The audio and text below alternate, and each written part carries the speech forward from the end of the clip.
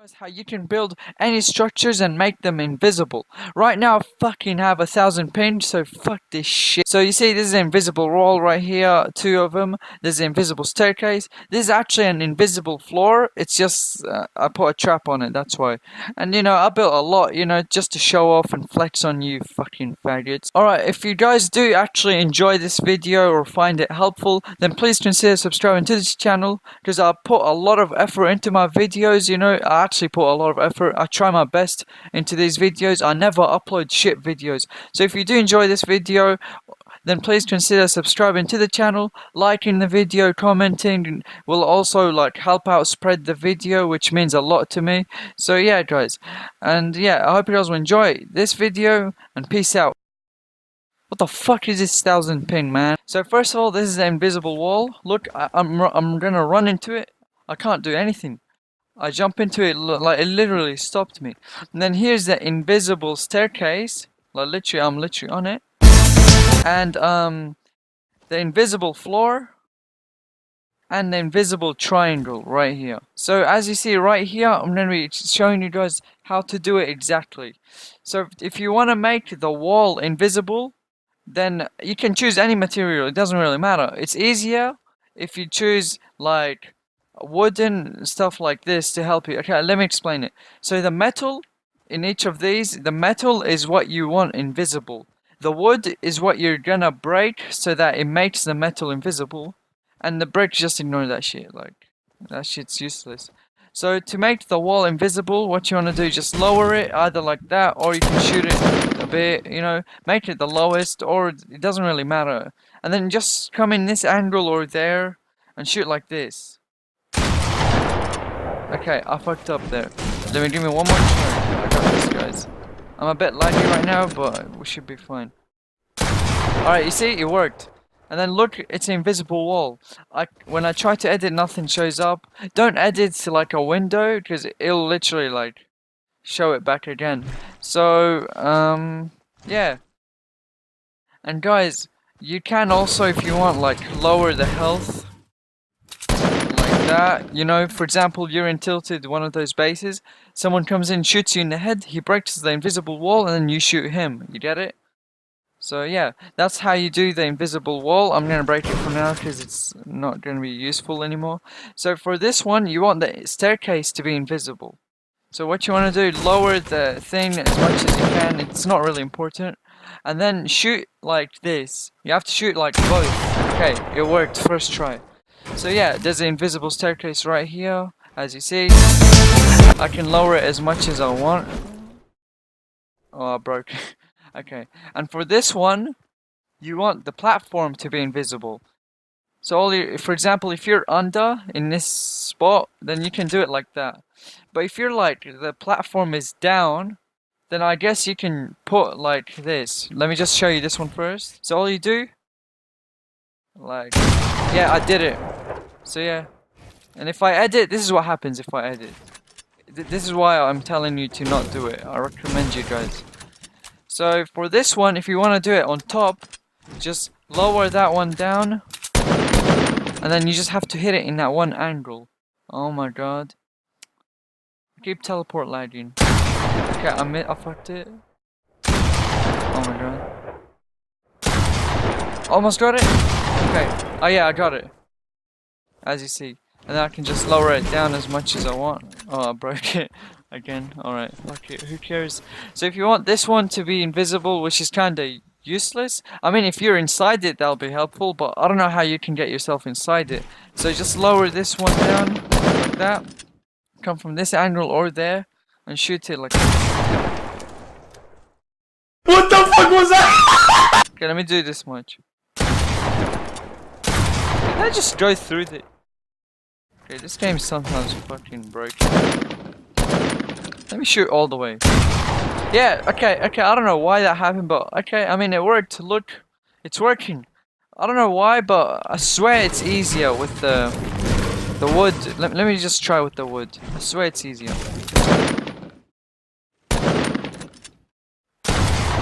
Almost got it.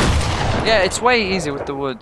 Okay, so yeah guys, I hope you guys have enjoyed this video. Subscribe to my channel if if you enjoyed, because I'm going to be uploading a lot of glitches on this channel. I've uploaded quite a lot by now, so you can check out my channel. If you want to support this video, liking it, commenting, those sort of stuff, you know, those will help spread the video to more people. So yeah guys, I hope you guys have enjoyed this video and peace out. This week's guide is dedicated to the new X4 Stormwing airplanes. We'll go over the basic mechanics, then move into some cool tricks and more advanced tips to help you win dogfights. Without wasting any more time, let's get started. The new planes are super easy to fly, but there are some controls that you should know about that can help you navigate the skies faster and safer. First, using roll left and roll right will make your turns much faster than using your movement keys. For anything more than a 90-degree turn, you should be using one of these two buttons. You can also double tap either one of these two buttons to do a barrel roll in that direction, which can make it much harder for players to hit you while in the plane. There is also an option to roll invert, which basically just turns your plane upside down. There is something kind of cool that you can do with this button, however. If you end up flying upside down somehow, the roll invert button is a quick and easy way to flip right side up. The air, brake, and boost controls are pretty self-explanatory. The only thing to note is that boosting destroys builds, and your plane takes 50% less impact damage when boosting. Switching seats in airplanes, however, can get annoying because there is a specific order in which you have to switch seats. The order for switching seats goes clockwise, but what you really need to know is that the front left passenger seat is the spot immediately before the driver's seat. Just note that you can switch to a specific seat. You just have to click the button multiple times quickly until it displays the seat you want. Another cool button that not a lot of people use is free look. This is really useful for scanning the sky and the ground on either side of you without having to turn the whole plane. It's also important to remember that players in planes will now take 50 damage directly to their health if the plane is destroyed. So if somebody is shooting you down, jump out before they completely destroy your plane. And if you prefer inverted controls, that's an option too. Just head into the settings menu under the second tab and there are two options for inverted aircraft controls. It's not often that you need to put your plane in reverse, but there are a couple of things you should know about it. The first is that you need to come to a complete stop before you can back up your plane, which also means it's only possible when you're grounded. If you need to reverse to reposition before taking off, it should be the first thing you do, because once you start the engine, you'll need to fully brake again before having the option to reverse. The second thing to know is that you can reverse up any incline in these planes, even a mountain. And while it may not be practical to reverse up a mountain in a real game, the ability to reverse up any incline can come in handy. For example, repositioning and backing out of places so you can fly again. This next tip is one of the best ways to counter aggressive planes from the ground or the sky. Hijacking is basically just jumping on an enemy's plane, shooting the pilot, or forcing them to bail. When you're on the ground and a plane is driving towards you, it is possible to board the plane with a well-timed jump. Just make sure you're spamming your interact button. Then you can just take out a gun and shoot the pilot. This is easily one of the best ways to counter over-aggressive planes, and should always be on your mind as an option when you see a plane about to crash into you or your builds. Taking it to the next level.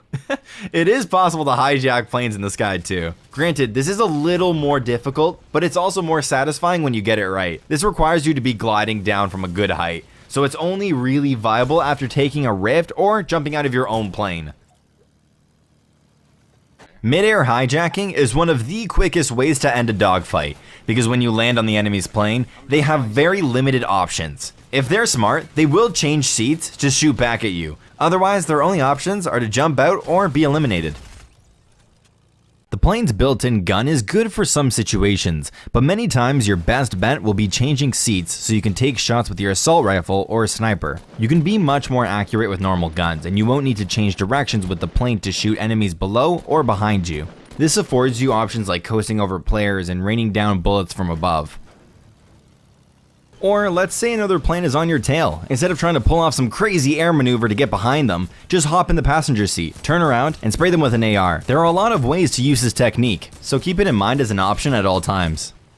One undeniable fact about these new planes is that they're hard to ignore, especially when one is gunning right for you. It is really easy to take advantage of this fact and use planes as a distraction. In duos or squads, an effective strategy is to have one player stay in the plane to fly around and harass the enemy, while the other teammate jumps out to take free shots on the distracted team. This puts a lot of pressure from multiple angles, putting your team in control of the fight. The player who jumps out needs to make sure that they don't get over aggressive. We recommend taking shots from a relatively safe distance while the plane makes its rounds, then pushing in when the enemies are weak.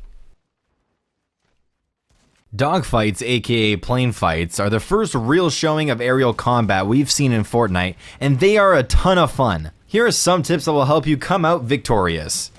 The air brake is a huge part of controlling your movement and repositioning midair. You can use the air brake to essentially stall your plane in the sky, allowing you to track the enemy or take a different angle to the fight. If a plane is right on your tail, you can use the air brake to slow down and trick them into passing you, giving you the advantageous position. It is one of the best tools in your kit, so make sure you play around with it. The plane's guns take some finesse to master too.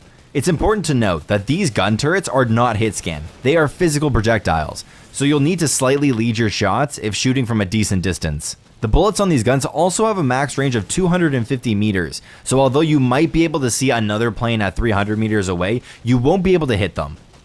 The plane's guns can be hard to aim too, especially when going for smaller adjustments. We recommend making these small aiming adjustments with your mouse, as it is much easier than using your movement keys. For controllers, use whatever joystick you are more comfortable aiming with. Finally, don't limit yourself to using the plane's turrets in dogfights. Shooting your turret until it burns out, then hopping onto a wing and emptying out an AR clip can do a lot of damage in a short amount of time. Not to mention, you can aim anywhere while sitting on the wing, not just the direction you're facing.